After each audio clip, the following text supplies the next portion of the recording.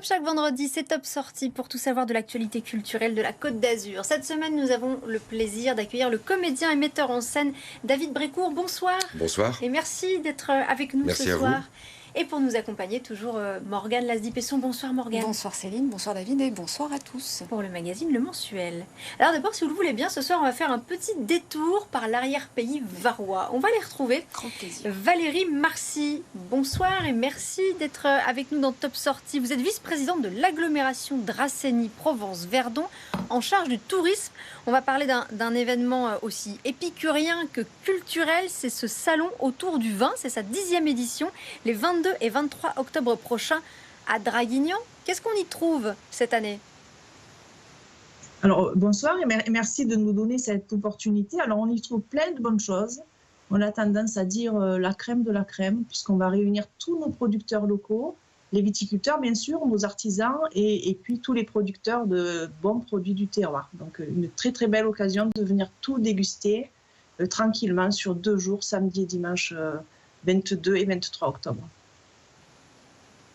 Donc, un événement autour du vin donc, qui se destine évidemment aux grands amateurs de vin, mais pas que. On est sur un événement qui est vraiment très, très familial. C'est très familial. Justement, l'idée de ce salon, c'était de créer une dynamique autour des produits et autour de l'œnotourisme.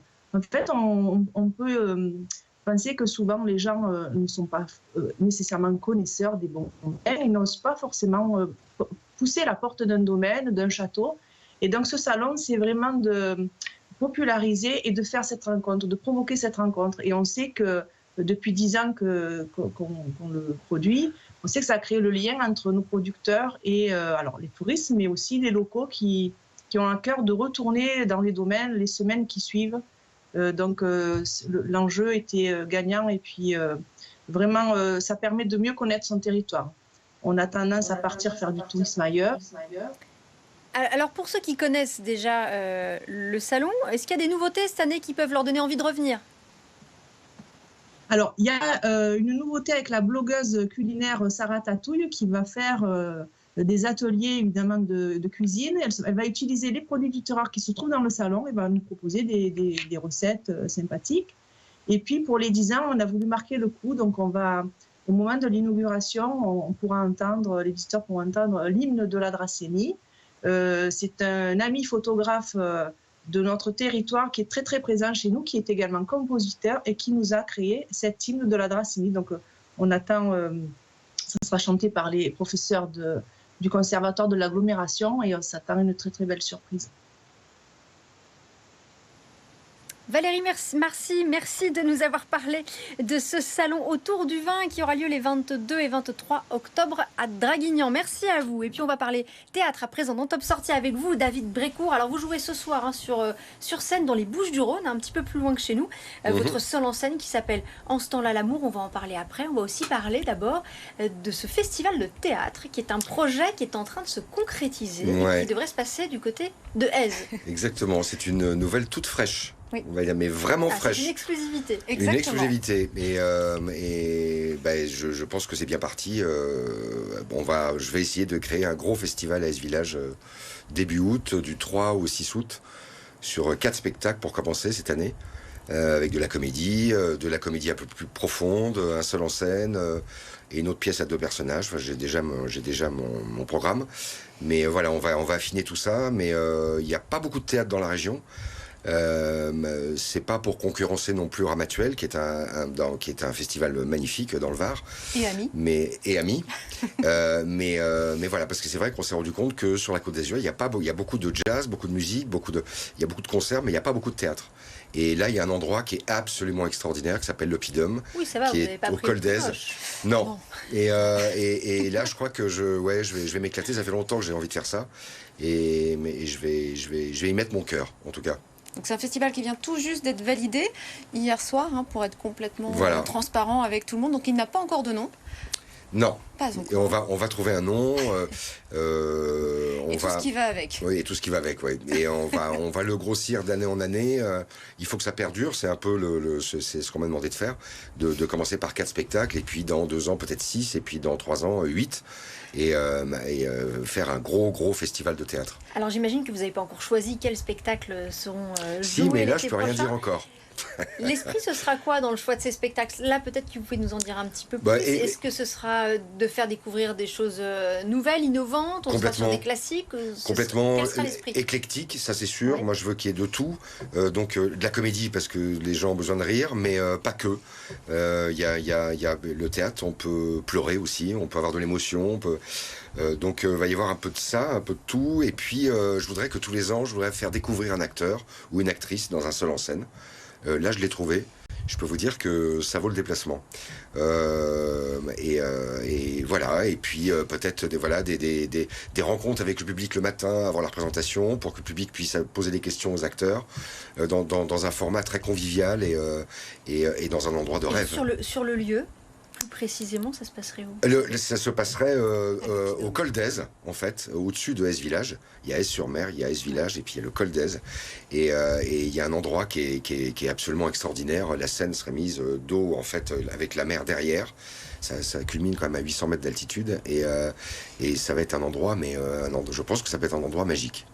Et puis quand on se lance dans un projet comme celui-ci, ça veut dire aussi qu'on est attaché à ce territoire. Est-ce que c'est une commune que tu affectionnes particulièrement? Complètement, ouais. J'ai ma fille qui habite à Aise, donc voilà. Et puis il y a un grand monsieur aussi, qui est le grand-père de ma fille, qui s'appelle Francis Blanche, dont les jeunes maintenant ont tendance à oublier le nom, parce que les années passent, et ça a quand même été un grand monsieur du cinéma et du théâtre français, et qui était enterré à Aise. Et voilà, c'est pour tout ça...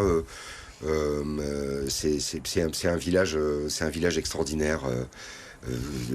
Oui, c'est envoûtant, une vue incroyable, et puis une mairie qui bouge beaucoup, vraiment, qui fait plein de choses. Ça c'est formidable. Je les remercie d'avance. Ce week-end. Et il y a les gourmandaises d'ailleurs ce week-end qui commencent ce soir, avec des chefs de tous les plus grands toquets de France qui viennent. Et voilà, et ce pour sera tout le week-end. Ce sera sans toi. Ce sera sans moi parce que... Parce que là, ce soir, vous prenez la direction des Bouches-du-Rhône pour jouer votre seul en scène en ce temps-là, l'amour. Alors là, on est très loin de la comédie, etc. Exactement. C'est même un sujet très grave qu'on aborde, sur scène. Est-ce que vous pouvez nous expliquer un petit peu Alors, j'ai eu la chance de jouer à Aise Village l'année dernière, d'où m'est venu le festival, l'idée du festival. Et voilà, je joue à Carnoux ce soir. Et c'est un peu, on est sur la même thématique que La vie est belle de Benigni. C'est la transmission, c'est l'histoire d'une transmission d'un père avec son fils dans un train qui part à Auschwitz. Voilà. Je peux pas être plus précis. On vit le voyage. Et pour déconcentrer son fils de ce voyage d'horreur qui va durer 7 jours, il va lui inculquer les choses les plus dingues, la philosophie. Donc ça passe par la liberté, l'amour, l'humour, parce qu'à un moment donné, je joue un clown aussi. Il fait tout pour déconcentrer son fils avec une fin un peu difficile, un peu tragique. Et en fait, moi, je joue le grand-père qui raconte à son fils qui vient d'être petit-fils. En fait, comme tous les déportés, je crache le morceau et je finis par raconter ce que j'ai vécu dans un train pendant la déportation. Et tous les déportés ont mis du temps à avoir cette parole-là. Donc c'est très émouvant. Là, c'est la première fois qu'on te retrouve dans ce registre.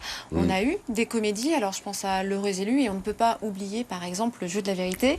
Le Jeu de la Vérité, gros succès, des centaines de milliers de spectateurs, des traductions, je crois que ça a voyagé dans 8 pays, et puis maintenant c'est repris par une jeune troupe que tu mets en scène. Voilà, Philippe m'a demandé de mettre en scène Le Jeu de la Vérité l'année dernière, donc au Palais des Glaces, et ils sont en tournée, et ils vont peut-être pas tarder à venir sur la Côte d'Azur. Revenir. Point d'interrogation. Merci beaucoup, David Brécourt, et on reparlera de ce festival de théâtre qui va naître je reviendrai vous voir prochain. Vous annoncez le thème et la programmation. Merci à vous. On va passer à l'agenda du week-end.